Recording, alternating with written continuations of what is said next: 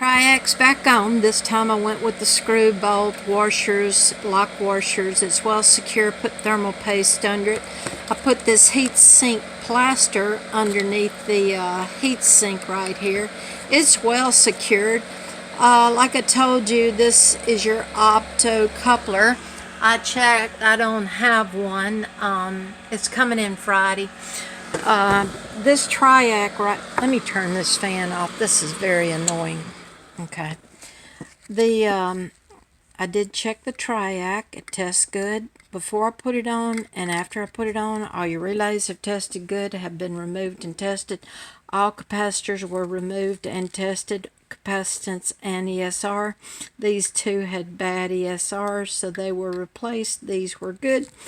I did test your opto couplers. They tested good. This was bad.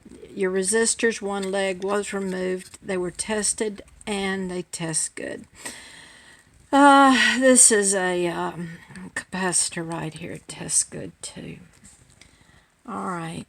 Your opto coupler will be in Friday and be done with this. But doggone, getting that thing off is a pain in the butt when they use rivets.